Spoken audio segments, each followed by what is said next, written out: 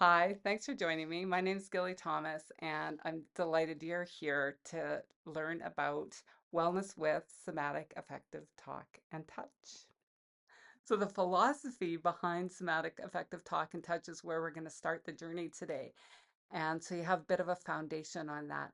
Then, a little bit about what specific talk and touch is used, and then some stories and a little bit of a journey into non trauma and trauma because we actually experience both of those. Non trauma more than trauma, interestingly enough. Then you're going to have a bit of an opportunity to experiment with touch with yourself and see what that's like. And I'm going to end with how you can find out more about this really powerful and gentle tool. So, the foundational philosophy behind somatic affective talk and touch is simply that you are as well as you can be at any given time. So, whatever your physical knowing is, whatever your intellect, whatever your emotion, the way that those interact inside of you is as well as you can be right now. So, curiosity. When you're as well as you can be and you feel pain or you feel anxiety or depression, how do you engage that? And another fundamental philosophy of engagement is curiosity. Who, what, when do you feel those certain ways? And engaging from that place without judgment can lead to some really amazing awarenesses. Speaking of talk, please, at any time you have any questions, let me know. I have a texting ability, so if you have something and you fire it up, I'll be able to read it. And if I know that I'll be answering it in a bit, I'll just hold off. And if it's something that I can address right now, then I certainly will. So please share your curiosities with me. In this kind of talk, it's not like you're sitting down and you're talking about a story or your narrative, or I know what happened. I can tell you what the story is because that's something that kind of keeps you in your head. The kind of talk that is engaged in somatic affective talk and touch is actually more metaphorical. And that has the incredible ability of engaging your right brain, which is your creative side, and your left brain, which is logical. And so that stimulates both sides of your brain and they work together. Touch is amazing. Touch is one of those things that has been left. And people are, I think, because of the pandemic when we couldn't touch, people are becoming aware and studying the benefits of any kind of touch. And I've been reading all this research because of writing a book about somatic affective talk and touch. The touch that is used by a SAP practitioner is present. So it's different than other ones where somebody might go in to fix you or manipulate you back into place or do something like that. That's a different kind of connection. And it can also be very healthy and healing. This is just simply present and curious. And it's fantastic because of that. So, what is somatic affective talk and touch? Somatic is the physical body, affect is the emotions, and working with them through talk and touch that I've just described. It actually goes beyond that because the SAT practitioner learns how to work with people energetically, spiritually, and intellectually, in addition to the physical and emotional. And that ends up being, because it's working with the whole person, the synergistic results are again magical, incredible, different. People used to say to me, "It's magic when I come to see you. How do you do that?" And I thought, there's got to be a science behind this, and there is, and other people can learn this, and they can. And it's not magical. It is quite remarkable what's possible when you consider your whole person at the same time. You're not separating out different parts of yourself in order to see what's happening with that. It's the connection of all of you. Thanks, Janet. That's an excellent question. The question was, what does a session look like? And what a session looks like kind of unfold in the story that I'm going to share with you. But I work with people either sitting, standing on a table, or walking. And the client is fully clothed. The hands-on can feel through clothing. So this particular client that I'm going to, and I want to let you know that any of the clients, their identification has been changed, gender, age, all that stuff. So you won't recognize them. So please, if you know some people who've come to see me, don't go, huh, I wonder who that is. You won't know. I promise you that. So I want you to just take a moment though and take a look at this woman and see what you notice about her. What do you observe about her?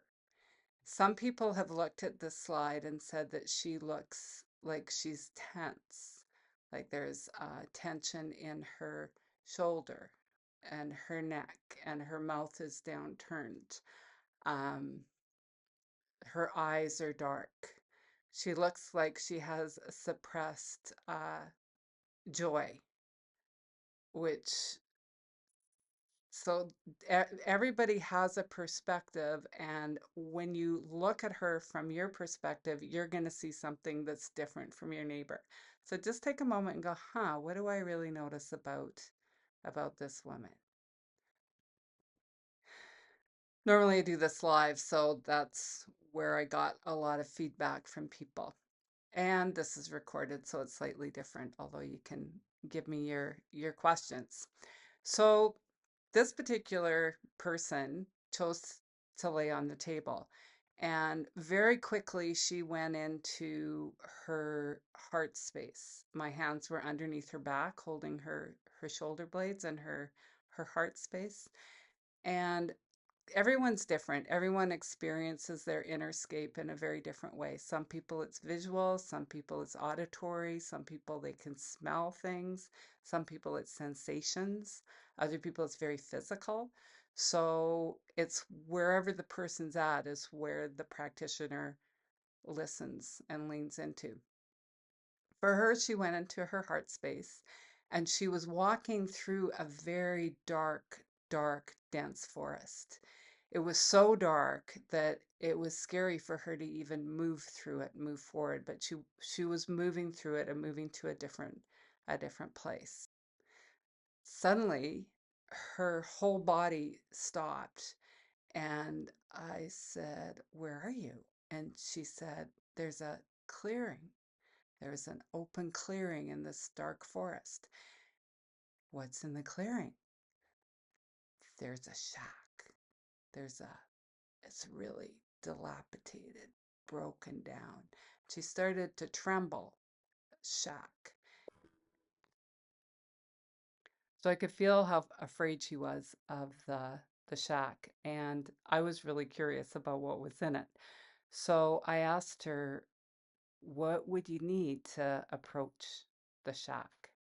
And she said, "A dog, a big dog." And I'm like, "Yeah, I know that feeling because I love dogs, and so yeah, let's get you a big dog." So big dog. I said, "Is there anything else you'd like?" And she said, "A hammer." And I thought, great, she'll have a way to get into the shack, and she'll also have a weapon if she needs it. So both of those things. And do you need anything else? Is there anything else you want? And she said, "Nope, I'm ready." She very tentatively started to move towards the shack. I said, "Do you want to go to the door?" "Oh, no, not the door. The window." And "Do you want to open the window?" "No, one slat." So she opened one slat, she pried one slat open and gasped, and her whole body went back against the table. And I said, what's there? What's there?" Thinking there might be a monster. And she said, it's my it's my smile. It's my smile." And when she sat up at the end of the session, she had explained that when she was a child, She was told that she had a very, very ugly smile and that she should keep her mouth closed and even hide her mouth. And so she learned at a young age not to smile. And so she just never smiled. Her whole life, she never smiled. She was, in her 50s. So decades of not smiling. And this woman could not stop this beaming smile that was on her face. It was just so beautiful to see. And if you know the science of the smile, it actually releases serotonin, which is one of the feel-good hormones. So the muscles in your cheeks when they smile, when they make that movement, it gives your brain a serotonin bath. So it's an immediate way to start to feel better. There's also this thing that happens where our mind is more powerful than our body, and we forget how to listen to our body. SAT works with the body mind and the mind body at the same time. So the touch actually guides somebody to an awareness that they may have forgotten about, they may have kind of pushed away. And the touch helps with that. The kind of talk guides somebody to an awareness. So, you know, I really am grateful that I had this session that I just shared with you right at the very beginning of my career, which is almost 25 years now, because I thought there was a monster, an abuser in that shack. Totally didn't know what would be in there. And I had never even considered that somebody could be afraid of their smile, that it was terrifying to her. So that's the beautiful thing, is that you just never know what you're going to discover when you listen to your body. And I particularly like this slide because it comes from a quote from one of my students' clients. He said, I've always known my story. It's either been told to me or I remembered it, but I never knew my body's story. What is non-trauma? Oh my goodness, what is that? It's kind of similar to desert. We look at a desert and go, there's nothing there, there's no life there. And yet, if you know and love deserts, there's so much there. It's just like our non-trauma body. Most of us walk around with about 95% or more non-trauma, non-traumatized. That's what is so available to us. It's a resource. And the touch and talk in SAT wakes people up to that non-trauma body. However, the non-trauma body can be held hostage by the chronic trauma response. When there's a traumatic event, we naturally go into fight, flight, or freeze, which is wonderful because that gets us through the trauma. What can happen is we end up getting stuck in that trauma response. In the moment of trauma, somebody might go, I got to fight my way out of here. And that is what enables them to survive. When that response gets stuck, it ends up showing up as rage, frustration, hypervigilance. Somebody's just ready to go to battle at any moment. And that's the fight part. The flight response is to run away from danger, like get me out of here now. When it becomes chronic, somebody can be anxious, have panic attacks, hypervigilant. Um, what else? Body tension, a lot of tension in their legs, their arms. Their breathing can be really short and shallow. The freeze response is different. It's when everything slows down and almost stops, and the muscles are really flaccid. A person could be depressed and really disconnected from their body, disconnected from their life. And that is what happens when it becomes chronic. Initially, it can make the prey think, oh, this being is dead, so I'm just going to leave them. So they all start as very adaptive responses to survival.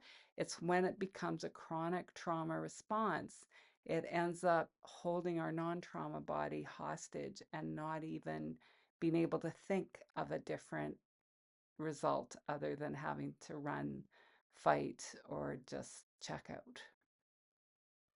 I'm just going to give you a moment to read through some of the symptoms on the left-hand side of the screen here. Depression and anxiety are some of the symptoms people show up with. You can end up getting physical pain. I'm going to put my glasses on and read some of these extra notes I have too. You can end up with TMJ, really tight jaw, sleep problems, skin complaints, cardiac and arterial problems, gut issues, stomach's always upset. Cognitive are also, memory lapses, trouble with focus, can't concentrate. When people are in the chronic trauma response, their emotions are like volume 10 instead of 1, 2, or 3. And they can be anxious or terrified. They can be full of rage or anger. And they might say they're frustrated, and then it's like, oh, this feels more like rage than just frustration. So get curious about that in yourself. Deep loneliness, grief, shame, despair, helplessness, guilt. Those are all different emotional states that people can get stuck in. Behaviorally, so what do? Isolate, avoid people. People kind of go, whoa, I know that I'm feeling too much, too intensely, and so they kind of start to keep to themselves. Can also do self-mutilation just as a way of seeing how much pain that they're in. And substance abuse. It can start as a chronic trauma response as a way to kind of check out and have a reason for it. And then the chemical addiction can kind of take over. So the interesting thing too with this research that I've been doing is that touch and meditation regrow the brain. And when I was learning about psychology, we were taught that the brain that you're born with is your brain, and it kind of slowly deteriorates over your life, and Lord knows what it looks like by the end of your life. Fortunately, they've done this really cool research over the last couple of decades where they've shown that there's neuroplasticity in your brain, which means that those little broccoli dendrites that are shown in that tree there can grow, and they can actually regrow and change. It's fantastic. And often a trauma will be pushed to a subconscious level. It'll be out of sight, out of mind kind of thing. And yet it's still there. It's the tip of the iceberg is what we're conscious of. What's below the surface, it's still there.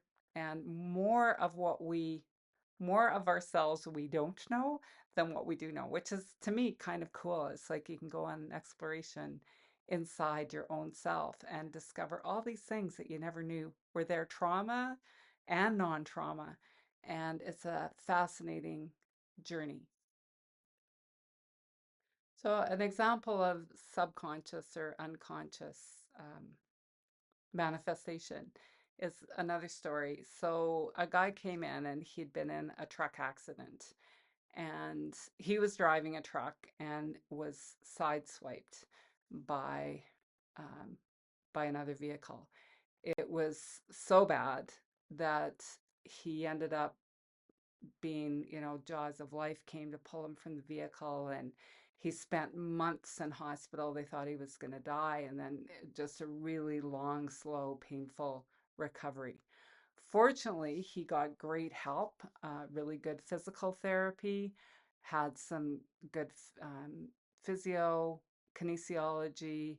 People were working with him to get his body working again, and also talk therapy so that he could kind of grieve and his loss of his normal way of life and what that was, and understand PTSD because he was feeling really anxious.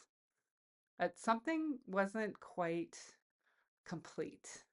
So he came for a SAT session, and on the table, laying down, there's a move that's an invitation to roll the head right to left. And When I invited the movement, because this is a client of mine, when I invited the movement to the right, there was no problem. It was easy peasy. When I invited the movement to the left, there was absolutely no way that the head was going to move to that side. Not at all. And and his whole body started to shake. And and he started to shake his head and say, no, no, no, no, no. And so I followed my intuition and I went around to his left side and held his shoulder and his arm and just said, open your eyes. Did not want to open his eyes. And he did with a little bit more encouragement and then said, oh, you're not, you're not the semi. You're not, you're not the truck that took him out. I said, no, no, I'm not. And then his whole head released and he rolled by himself all the way to the left side easily.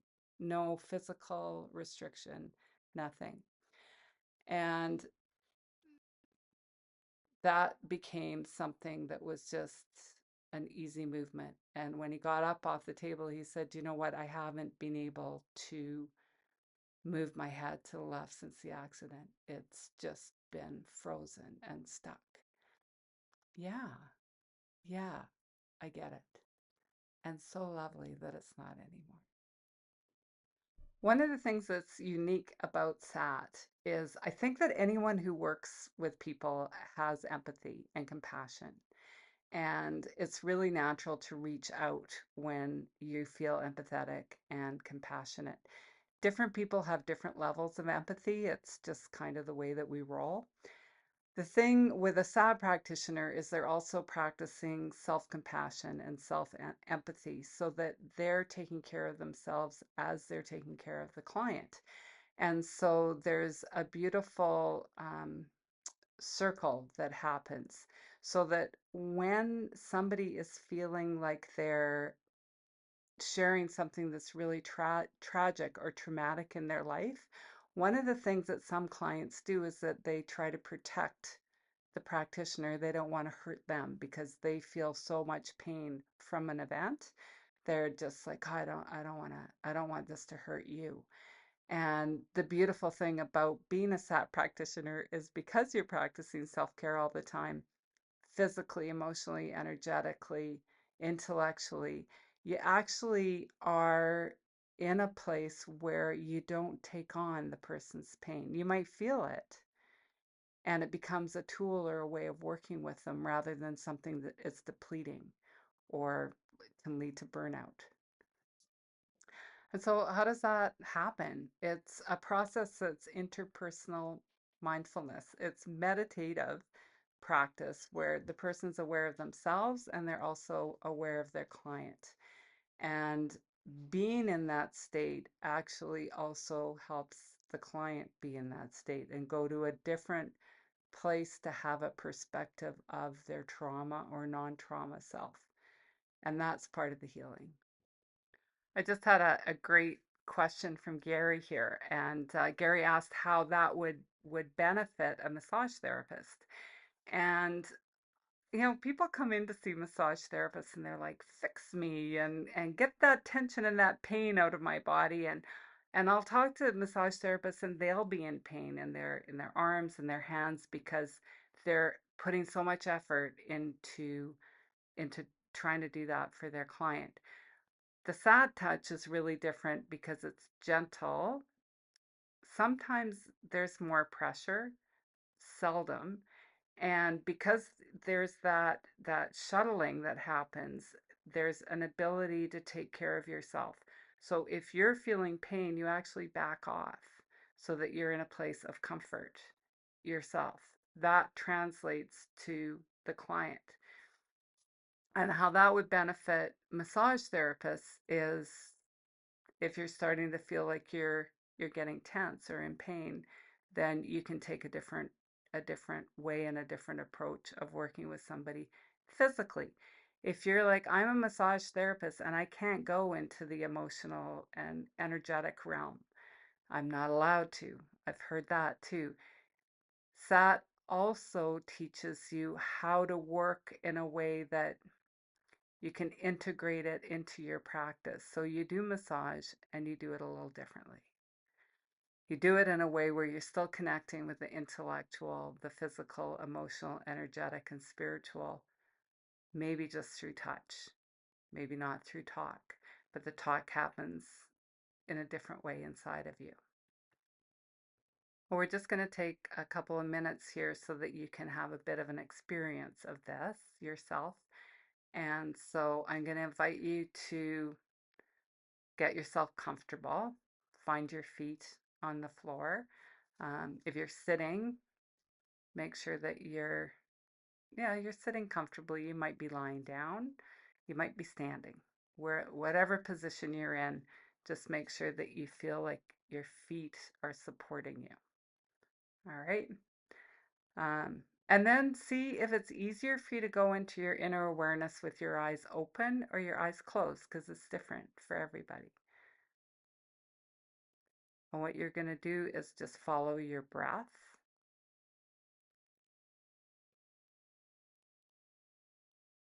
And be curious, where is your breath moving to? Is it moving into your mouth, throat, your lungs, your belly, your legs, your feet, your hands? Where is your breath moving to right now? And then gently take your hands and rub them together. And this just wakens up the nerves at the end of your hands and brings your awareness to your hands in a different way. And let your hands come and connect with yourself wherever they're drawn to. It might be your heart space, it might be your belly, you might have one hand on each. You might be noticing a place in your body that wants some attention. It might be a knee. You could put both hands on your knee. And wherever your hands are, let your mind go to an awareness of where your hands are making contact with your body. And go below the skin. So feel where your touch is making contact with the skin, and then below the skin. And just say hello to whatever you're aware of there. It might be a color, might be a sensation, a feeling.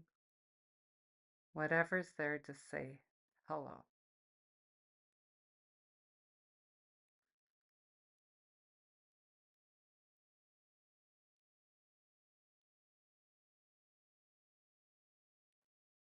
And then ask yourself, is this something I'd like to invite to fill my whole body? Like this feeling, this color, sensation to fill my whole body. And invite that sensation to start to move from that locus place through you. Just let it flow.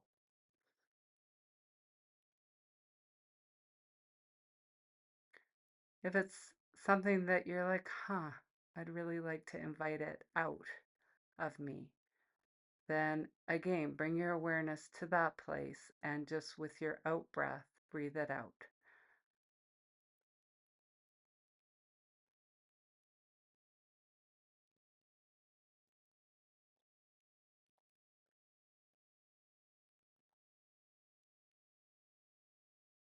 Yeah. And gently let your hands come back down by your sides and twinkle fingers, shake out your fingers a little, let the energy go. And I'm just curious for some of you what you noticed through that sequence, And you can just text that anything you notice without any judgment. It's just curiosity. Oh, okay. So I feel a lot of warmth, a lot of warmth. Yeah, I can relate to that. I'm sweating here. Yeah. Okay. A calm, sense of calm. Pain. Yeah, pain. Yeah. full heart, full heart. Yeah. Heavy arms. Yeah, heaviness in the arms. Yeah, wonderful.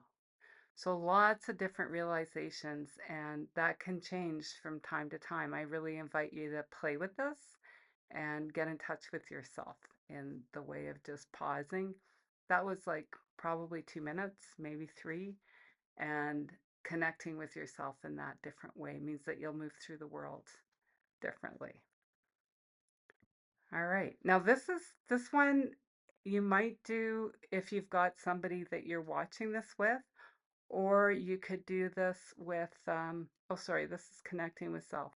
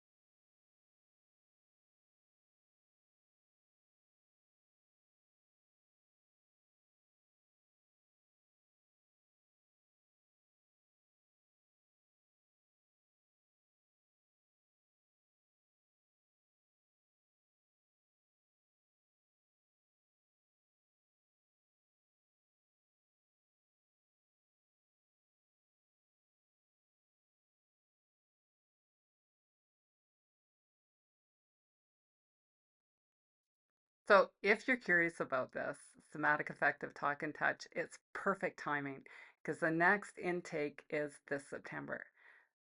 So please let me know and sign up. Where is the in-person? Because there's two components. There's an in-person component and a distance component. The in-person takes place in Kelowna, which is actually awesome because it's relatively close drive-wise, although I've got somebody driving 12 hours. It can be a very short flight though, because we have an international airport here. And so check that out and yeah, come. So I'm Gilly Thomas. I'm the founder of Somatic Affective Talk and Touch. And so why would you want to take this program from somebody like me? Well, because I've got a lot of experience. I've been working for over 25 years as a body mind therapist, and I've done a number of different trainings to give me insight into working with people. Cranial sacral, Rubenfeld synergy is the foundation for my work.